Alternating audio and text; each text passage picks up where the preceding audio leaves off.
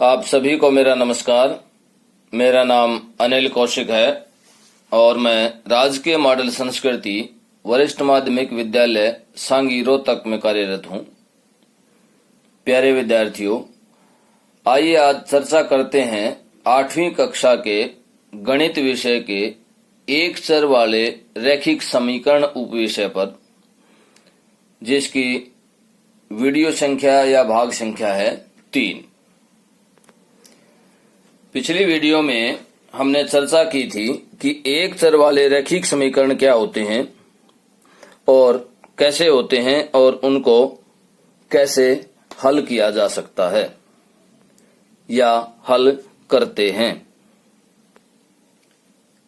जैसा कि आपको स्क्रीन पर दिखाई दे रहे हैं, दो एक चर वाले रैखिक समीकरण दिखाई दे रहे हैं। जो इस तरह के समीकरण अब तक हमने पढ़े हैं कि जिनके एक ही पक्ष में चर होता था। जैसे ये जो समीकरण है, इस समीकरण के एक ही पक्ष में चर है। कौन से पक्ष में? ये दो पक्ष होते हैं समीकरण के, एक लेफ्ट हैंड साइड और एक राइट हैंड साइड, एक बायां पक्ष और एक दायां पक्ष। अब जो वेरिएबल है, जो चर है, वो इसमें एक ही पक्ष में विद्यमान है, दूसरे पक्ष में नहीं है। इसी तरह से ये दूसरा जो समीकरण आपको स्क्रीन पर दिखाई दे रहा है, इसके भी एक ही पक्ष में लेफ्ट हैंड साइड में ही चर है, राइट हैंड साइड में चर नहीं है। आइए अब ऐसे समीकरण पर चर्चा करते हैं, ऐसे समीकरण के हल पर चर्चा करते हैं जब समीकरण के दोनों पक्षों में चर विद्यमान हो, चर उपस्थित हो। तो देखिए किस तरह के समीकरण होंगे। ये समीकरण होंगे 2x + 5 = x + 9। इस तरह के समीकरण देखिए, इसमें चर कहाँ है? लेफ्ट हैंड साइड में भी चर है और राइट हैंड साइड में भी चर है। इसी तरह से चलो एक उदाहरण और देखते हैं कि x + 5 = 3x + 9। तो इस तरह के जो उदाहरण हैं, इस तरह के जो क्वेश्चंस हैं, उनको कैसे हल किया जाएगा, आइए इस पर चर्चा करते हैं। इसमें भी देखिए, दूसरे समीकरण में भी क्या है? दोनों पक्षों में चर विद्यमान है। तो इस तरह के जो समीकरण हैं, इस तरह के एक चर वाले रैखिक समीकरण हैं जिनमें दोनों पक्षों में चर विद्यमान होता है, उनको कैसे हल करेंगे, आइए इस पर चर्चा करते हैं। दोनों पक्षों में उपस्थित एक चर वाले रैखिक समीकरण को कैसे हल करना है, आइए सीखते हैं या चर्चा करते हैं। आपको स्क्रीन पर एक समीकरण दिखाई दे रहा है जिसके दोनों पक्षों में चर विद्यमान है, चर उपस्थित है। इस लेफ्ट हैंड साइड में बायां पक्ष में 5x और यहां पर 3x, दोनों तरफ चर वाली टर्म्स हैं। अब इसको सबसे पहले हमें क्या करना है, हमारा मकसद क्या है, ये समझिए। हमारा मकसद है इस समीकरण को हल करना। और समीकरण को कैसे हल करते हैं, समीकरण को हल कैसे माना जाता है? जब इसमें चर जो उपस्थित है उसका हम मान निकाल दें तो समीकरण हल हो जाता है। तो उसके लिए सबसे पहला स्टेप हमारा क्या होगा कि जो समीकरण हमें दिया गया है, जो इक्वेशन हमें दी गई है, उसके जो चर वाली टर्म्स हैं उनको एक तरफ इकट्ठा कर लें उसमें से।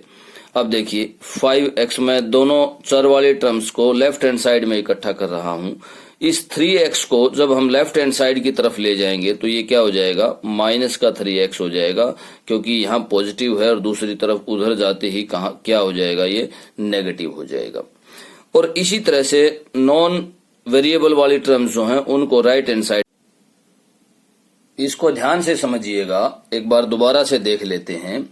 देखिए इस समीकरण के दोनों पक्षों में वेरिएबल विद्यमान है, वेरिएबल उपस्थित है, और इसको हल करने के लिए हमें वेरिएबल का, चर का मान निकालना है। तो क्या करते हैं कि वेरिएबल वाली जो टर्म है उनको लेफ्ट हैंड साइड में इकट्ठा कर लेते हैं। जैसे कि आपको स्क्रीन पर दिखाई दे रहा है, 5x एज इट इज है और 3x को हम लेफ्ट हैंड साइड में लेके गए, जो कि नेगेटिव हो गया, माइनस का हो गया है। अब यहां से जो नॉन वेरिएबल वाली टर्म है, जो अचर टर्म है, अचर जो टर्म्स हैं, उनको दूसरी तरफ लेकर जाते हैं। जैसे 9 है, 9 को हम राइट हैंड साइड में लेके जाएंगे तो यहां पर क्या आ जाएगा 5 माइनस 9, क्योंकि 9 लेफ्ट हैंड साइड में पॉजिटिव है तो राइट हैंड साइड में जाकर क्या हो जाएगा नेगेटिव हो जाएगा। ठीक इसी तरह से अगला जो स्टेप है वो किस प्रकार करेंगे, जैसे कि हम पीछे समीकरण को सोल्व करते आए हैं, यहां कैलकुलेशन करेंगे तो 5x में से 3x जब घटेंगे तो क्या बचेगा हमारे पास 2x बच जाएगा।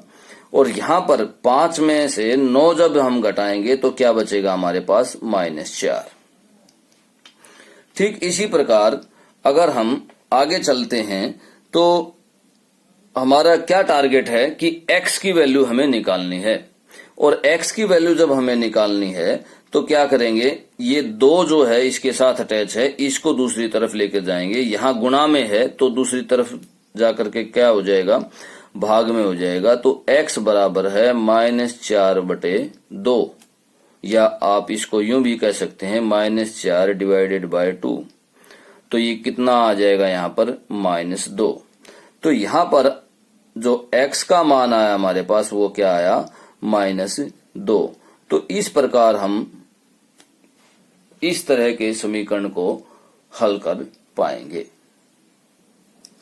आइए अब अगले क्वेश्चन के हल पर चर्चा करते हैं। जैसा कि आपको स्क्रीन पर दिखाई दे रहा है कि 3m बराबर 5m माइनस 8/5 एक समीकरण दिया गया है। आप यहां कंफ्यूज मत होना, ये ध्यान रखना कि 5m माइनस 8/5 अगर इस तरह से लिखा है तो भी सेम है, कोई फर्क नहीं है उसमें। ये नेगेटिव जो है, आप नेगेटिव साइन जो है आप अगर अंश के साथ लगाते हैं तो भी वही है। अगर जो नीचे बीच में इनके जो डंडा है या इनको जो अलग अंश और हर को जिसको हम बटा बोलते हैं उसके सामने है तो भी कोई फर्क नहीं पड़ता, और नीचे अगर लगा देते हैं तो भी कोई फर्क नहीं पड़ता, उसका जो मान है वो वही रहता है। आप यहाँ लगाएं या यहाँ लगाएं, तो इससे कंफ्यूज नहीं होना है विद्यार्थियों को। अब आगे चलते हैं, आगे देखते हैं कि इसको कैसे सोल्व किया जाएगा। अब इससे अगला स्टेप क्या होगा हमारा कि जो वेरिएबल वाली टर्म है उनको हम एक तरफ करेंगे, एक साइड में रखेंगे। तो देखिए कैसे 3m माइनस 5m, इस 5m को जब हम लेफ्ट हैंड साइड में लेके जाएंगे तो ये क्या हो जाएगा नेगेटिव हो जाएगा, और यहां पर राइट हैंड साइड में क्या बचा हमारे पास -8/5। अब आगे चलते हैं। देखिए नेक्स्ट स्टेप क्या होगा, यहां पर हमें कैलकुलेशन करनी है तो ये क्या आ जाएगा -2m, और राइट हैंड साइड क्या होगी हमारे पास -8/5। अब हमारा समीकरण को हल करने का मकसद क्या है कि कैसे समीकरण हल होगा, जब हमारे पास इस m जो वेरिएबल है, m जो चर है, इसका मान निकलेगा। तो यहां से हमें m की वैल्यू निकालनी है। तो m की वैल्यू देखिए कैसे निकलेगी, जब हम -2 को दूसरी तरफ लेकर जाएंगे, m के साथ -2 गुणा में है तो यहां पर क्या हो जाएगा -8/5, और ये भाग में हो जाएगा डिवाइडेड बाय -2। और डिवाइडेड इस तरह के क्वेश्चन को कैसे सोल्व करते हैं कि -8/5 और मल्टीप्लाइड बाय 1/-2। आप माइनस नीचे ले जाएं ऊपर ले जाएं कोई फर्क नहीं पड़ता। आप माइनस यहां भी कैंसिल कर सकते थे, इस स्टेप में भी यहां नेगेटिव साइन को दोनों तरफ से कैंसिल कर सकते थे, क्योंकि ये एक इक्वेशन है और इक्वेशन में जब दोनों तरफ कोई भी समान हो और गुणा में हो या डिवीजन में हो तो हम उसको कैंसिल कर सकते हैं। तो यहां से क्या आएगा हमारे पास, देखिए कैंसिल करने के बाद ये आ जाएगा 4। तो यहां पर आंसर जो आएगा वो क्या आ जाएगा 4/5। तो इस प्रकार यहां से जो m की वैल्यू हमें प्राप्त हुई वो क्या आएगा 4/5। तो इस प्रकार हम इस तरह के समीकरण को हल कर पाएंगे, हल कर सकेंगे।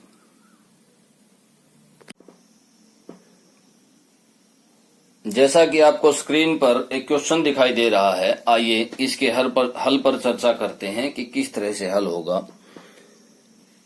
इसको हल करने की वही विधि है जो हम पूर्व में करते आए हैं कि वेरिएबल वाली टर्म्स जो हैं वो एक तरफ इकट्ठा कर लेते हैं।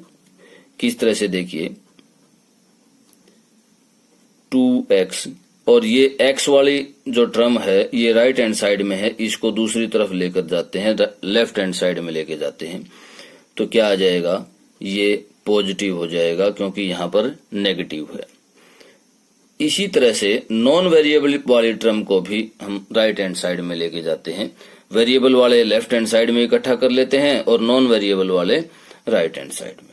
तो देखिए 14 और ये -1 है, ये किस तरफ जाएगा, राइट हैंड साइड में, और क्या हो जाएगा, पॉजिटिव हो जाएगा क्योंकि वो नेगेटिव है। इसी तरह से जो नेक्स्ट स्टेप होगा अब इसका, उसमें हम कैलकुलेट करेंगे 2x प्लस x कितना हो जाएगा, 3x हो जाएगा, और 14 प्लस 1 15। नेक्स्ट स्टेप जो होगा वो देखिए, हमारा उद्देश्य क्या है, सॉल्यूशन निकालना। और सॉल्यूशन कैसे निकलेगा, जब हम वेरिएबल का मान निकालेंगे, वेरिएबल की वैल्यू निकाल पाएंगे। तो यहां पर हम x की वैल्यू निकालना चाहते हैं, तो देखिए x के साथ क्या अटैच है, 3, और 3 किस में है, गुणा में, मल्टीप्लिकेशन में। तो 3 को हम दूसरी तरफ ले जाएंगे तो क्या आ जाएगा, 15/3, और ये किसके बराबर आएगा, 5 के। तो इस तरह से हमने x का मान जो निकाला वो क्या आया हमारे पास, 5। तो इस प्रकार हम क्वेश्चंस को या इक्वेशंस को सोल्व कर पाएंगे। प्यारे विद्यार्थियों, जैसा कि आपको स्क्रीन पर एक व्यवहारिक सवाल, एक व्यवहारिक क्वेश्चन दिखाई दे रहा है, उसको कैसे हल करते हैं। दो संख्याओं में पहली संख्या दूसरी की 5 गुनी है। पहली संख्या जो है वो दूसरी संख्या की 5 गुनी है। प्रत्येक में 21 जोड़ने पर पहली संख्या दूसरी की 2 गुनी हो जाएगी। संख्याएं ज्ञात कीजिए। देखिए इस तरह के क्वेश्चन को कैसे हल करते हैं। हम इस तरह के क्वेश्चन को मानकर चलते हैं और फिर उसका मान निकाल देते हैं, वेरिएबल मान लेते हैं। लेकिन किसको वेरिएबल माना जाए, तो इसमें अच्छा तरीका जो है वो ये होता है कि जो छोटी संख्या है या जो छोटी टर्म है, जो छोटी चीज है, उसको हम मान के चलते हैं और फिर क्वेश्चन के अनुसार सोल्व करते जाते हैं। तो यहां पर छोटी संख्या कौन सी है, दूसरी संख्या जो है वो छोटी है। तो हम दूसरी संख्या को मान लेते हैं कि माना दूसरी संख्या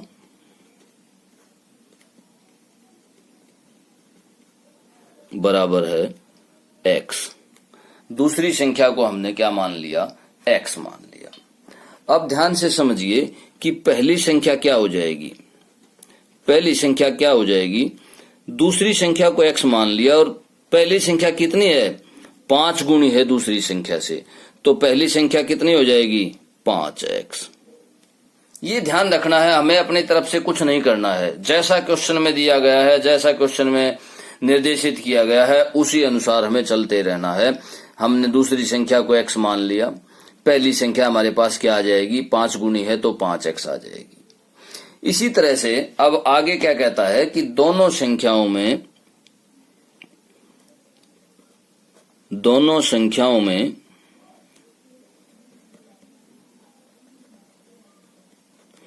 21 जोड़ने पर, दोनों संख्याओं में 21 जोड़ने पर क्या आएगा। देखिए दोनों संख्याओं में जब 21 जोड़ेंगे तो दूसरी संख्या क्या आएगी। जब दोनों संख्याओं में 21 जोड़ेंगे तो दूसरी संख्या क्या आएगी, x में 21 जुड़ जाएगा तो x जमा 21। इसी तरह से पहली संख्या क्या आ जाएगी, पहली संख्या में क्या जुड़ेगा, 21 जुड़ेगा तो 5x प्लस 21।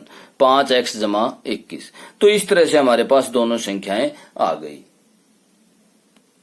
अब आगे प्रश्नानुसार क्या कहता है, देखिए ध्यान से कि 21 जोड़ने पर पहली संख्या दूसरी की दुगनी हो जाएगी। तो दूसरी की दुगनी हो जाएगी। अगर हम दूसरी संख्या को इसको अगर 2 से गुणा कर दें तो ये पहली संख्या के बराबर आ जाएगी। यही प्रश्नानुसार है। तो प्रश्नानुसार क्या होगा, दूसरी संख्या को हम 2 से गुणा कर देते हैं तो किसके बराबर आ जाएगी, पहली संख्या के बराबर हमें प्राप्त हो जाएगा। और अब हमारे पास किस तरह का समीकरण आ गया, ऐसा समीकरण आ गया एक चर वाला समीकरण, रैखिक समीकरण जिसमें समीकरण के दोनों पक्षों में वेरिएबल विद्यमान है, वेरिएबल उपस्थित है। अब हम इसको समीकरण को सॉल्व करेंगे और समीकरण को सॉल्व करने के लिए हमें क्या करना है, x की वैल्यू यहां से निकालनी है। तो देखिए इसको सॉल्व करते हैं, 2 को अंदर गुणा करते हैं तो ये क्या हो जाएगा 2x, और 21 की और 2 की करेंगे तो क्या आ जाएगा 2x जमा 42, और right hand side as it is यूं की यूं। अब नेक्स्ट स्टेप क्या होगा हमारा, नेक्स्ट स्टेप होगा वेरिएबल जो हैं दोनों पक्षों के वो एक पक्ष में करने हैं। हम लेफ्ट हैंड साइड में बाएं पक्ष में वेरिएबल इकट्ठा करते हैं तो क्या आ जाएगा 2x minus 5x is equal to, ये यहाँ पॉजिटिव है तो दूसरी तरफ जाकर के क्या हो जाएगा, नेगेटिव हो जाएगा। और इसी तरह से 42 को जब हम उधर लेके जाएंगे तो ये भी क्या हो जाएगा, नेगेटिव हो जाएगा। अब हमारा नेक्स्ट स्टेप क्या होगा, देखिए कैलकुलेशन करना। तो कैलकुलेशन कैसे की जाएगी, देखिए ध्यान से, 2x माइनस 5x इसको कैलकुलेट करेंगे तो क्या आ जाएगा माइनस 3x, और यहां पर क्या आएगा 42 में से 21 घटाएंगे हम या माइनस करेंगे तो क्या आ जाएगा, नेगेटिव ज्यादा है तो यहां क्या आएगा 21। अब हमारा नेक्स्ट स्टेप जो होगा वो होगा x की वैल्यू निकालना। तो यहां से x की वैल्यू जब हम निकालेंगे तो 21 बाय माइनस 3, तो नेगेटिव नेगेटिव पॉजिटिव हो जाएगा और ये कितने पर जाएगा 7 पर। तो यहां पर हमारे पास जो x की वैल्यू आएगी वो क्या आ जाएगी 7 आ जाएगी। अब x की वैल्यू 7 आई हमारे पास, x की वैल्यू 7 है 7 है, तो हमने क्या माना था, देखिए यहां अक्सर बच्चे गलती करते हैं, यहां अक्सर विद्यार्थी गलती करते हैं कि यहां तक निकाल कर छोड़ देते हैं, जबकि हमें जो आंसर देना होता था वो क्या था कि दूसरी संख्या क्या है और पहली संख्या क्या है, दोनों संख्याएं ज्ञात करनी थी हमें। तो अब हम x का मान प्राप्त कर चुके हैं, 7 आया है, तो x क्या था दूसरी संख्या। तो यहां पर लास्ट में लिखना है कि दूसरी संख्या हमारे पास जो आई, दूसरी संख्या बराबर है 7, और इसी तरह से पहली संख्या क्या हो जाएगी, देखिए पहली संख्या बराबर है, क्या है पहली संख्या, किसके बराबर है 5x के, तो 5 गुणा 7, x की जगह हमने 7 रख दिया, तो दूसरी संख्या क्या आ जाएगी हमारे पास 35। तो इस प्रकार हमारे पास दूसरी संख्या क्या आई 35 और पहली संख्या क्या आई 7। तो इस प्रकार हम इस तरह के व्यवहारिक सवालों को भी एक चर वाले रैखिक समीकरण को हल करने की विधि से बहुत ही आसानी से हल कर सकते हैं। धन्यवाद।